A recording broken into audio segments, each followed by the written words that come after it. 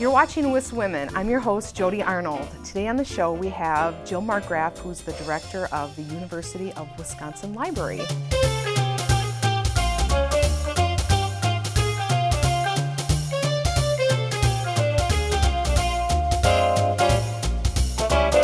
thank you for being here, Jill.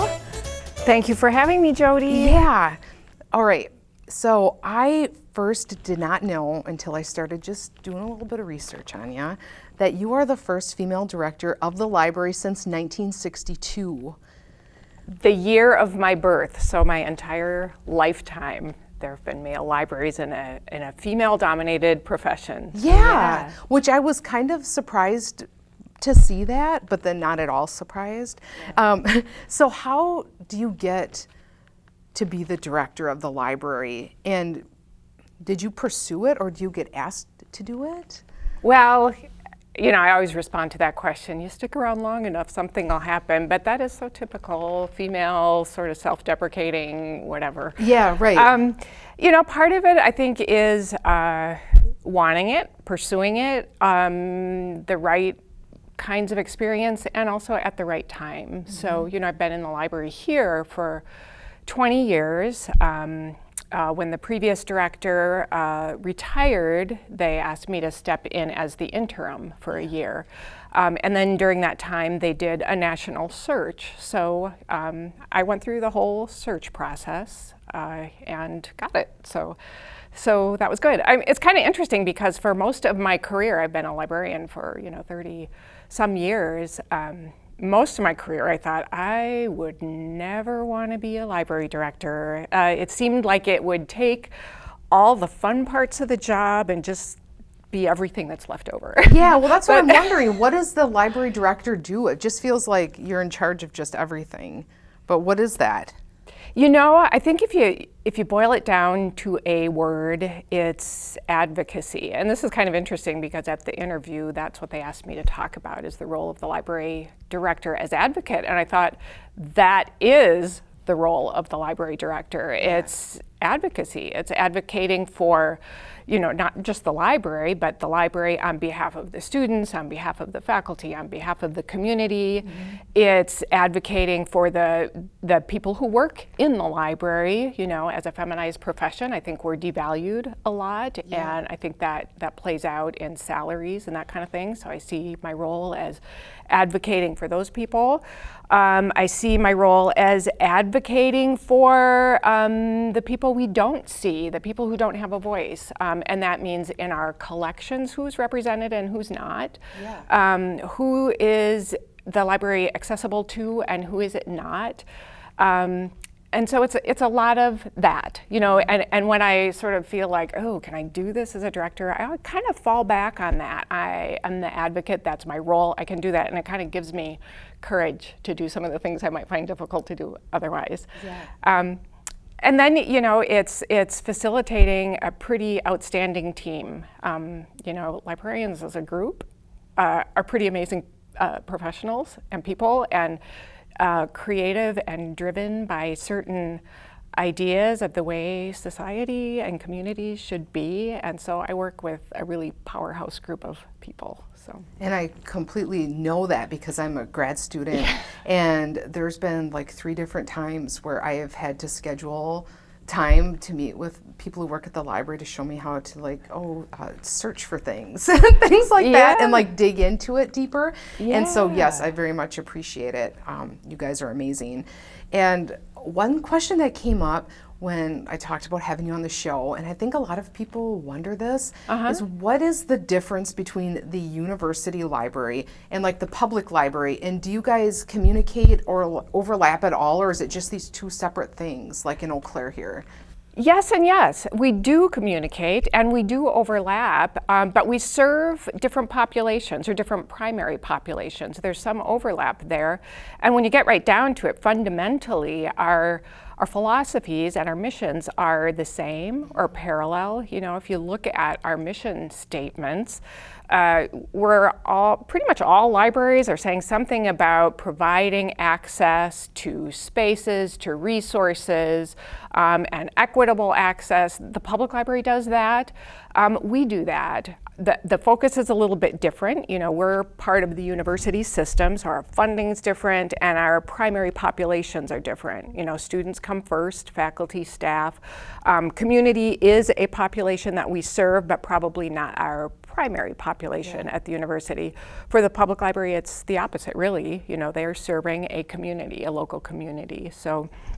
And so that plays out in different kinds of collections, different kinds of programming, and that kind of thing. We do try to coordinate. You know, resources are limited for them and for us, so we try not to duplicate a whole lot, but we communicate. You know, I serve on boards and committees for them. They communicate with us. We do try to do some shared programming. So there's a lot of overlap, a lot of coordination when we can, and I call out, you know, shout out to the public library right now. They have a fantastic staff there too. So there's a lot of opportunity, a lot of excitement about things that we can do together right now. Are you, like if there's policy that somehow affects libraries, does that affect you guys differently then? Because it depends on the policy. You know, there are some things like net neutrality that has come along that it's possible, you know, possibly we could say that that's a bigger issue for public libraries just because of, you know, how the internet is provided there as opposed to how we get it on campus and that kind of thing. So it kind of depends on policies. We're right now impacted by what's happening to higher education in the state, particularly nationally, but particularly in the state. So that impacts our budget directly. It impacts what we're able to do, everything else. So I'd say we're almost more aligned with, you know, the higher education climate than with some of the public library issues. Yeah, and I bet you guys have had to start figuring out how to do the same or more with less. Yeah, that's not new, but it's gotten much more critical in the last couple of years. Yeah. For sure, yes. Okay, so 1962. I'm thinking of like what the library like looked like, a campus library, and like what they served outside of just books and, you know, like the very traditional idea we think of with a library. So like over time to now, how has the library system evolved, and like what do you guys do that's maybe people don't even realize that's kind of outside the scope of, oh, that's just where you go to get a book? You know?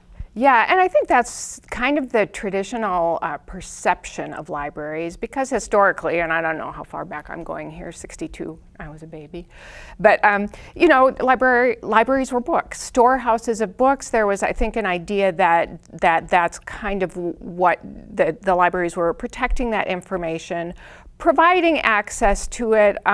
Libraries were sometimes historically more prescriptive in providing access to things than open.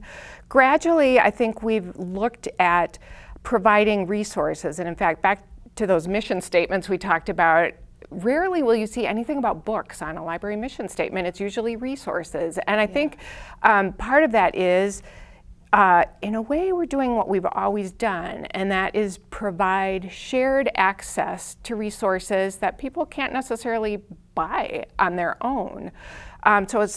But how we've defined resources has changed over the years. So I remember when libraries started collecting things like videotapes and CDs and that kind of thing, and it was controversial because they weren't books and that kind of thing, and were libraries really supposed to be providing for entertainment? You know, so there are all these arguments, and there's still some of that, but I think there's more of this openness about libraries. We sometimes talk about it as filling the white space. We try to anticipate, we try to see what people need, what they use, what people might not have universal access to, and we try to provide it.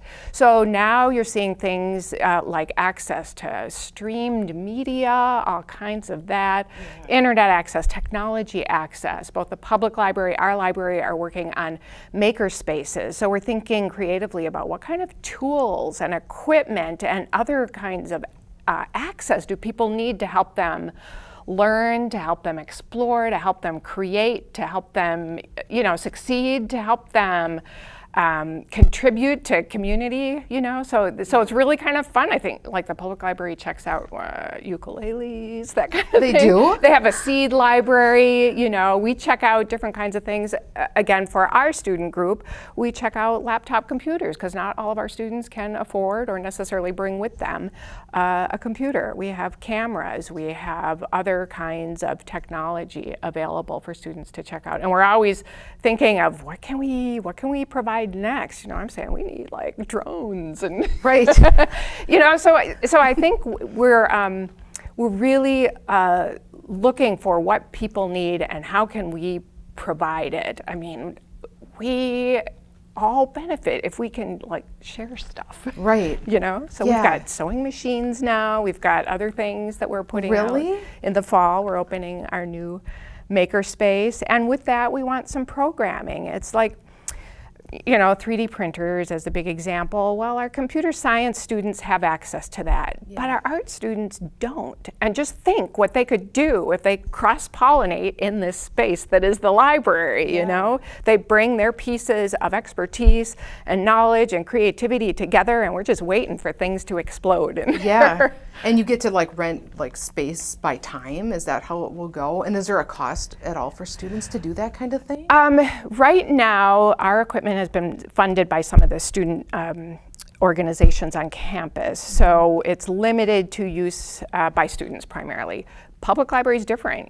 They have other kinds of equipment. They have their Dabble box, so they're providing access to the community to different kinds of things, maybe focusing, maybe more on kids, I don't know. But we have different kinds of equipment, different kinds of technologies that we provide access to based on our different clientele. But we'll see where it goes. We're just starting. We're just pulling this together to see how it works. We're going to open it in the fall, and we'll see. And last question, I have to know because you're the director of the library, what is the last great book you read? Or like your favorite book? Oh, I love that question. I always think, favorite book? That's like, I'm a mom. Am I supposed to say, what's my favorite kid?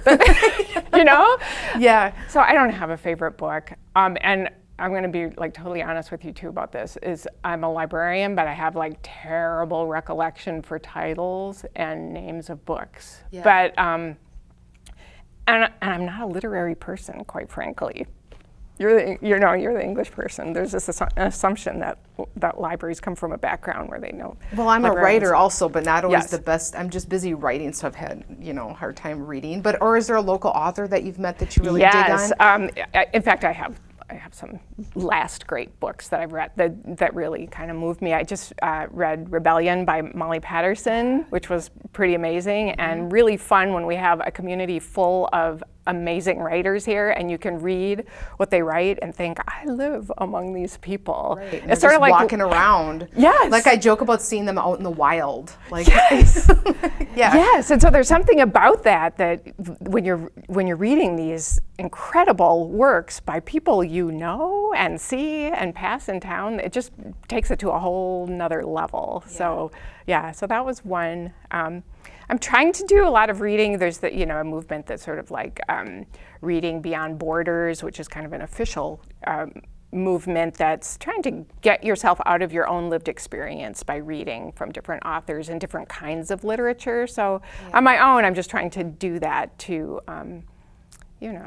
whatever we do with reading, increase empathy, increase understanding beyond that. So The Hate You Give I just read, which was amazing. Yeah, I've heard of that one. Life-changing, yes. Well, thank you so much for doing the show. Like, this was so great. I didn't know about the makerspace, or just, a lot of the things you talked about with all the different medias. Like, it makes me happy that I'm still a student, so I can possibly take advantage of these things. So, do come in. Yeah, thank you. See what's there. Be inspired. Thank you for taking an interest in I love libraries. it. Yeah, and the library has been a great, great resource for me as a grad student. So, thank you. This has been Wiswomen. I'm your host, Jodie Arnold. See you next time.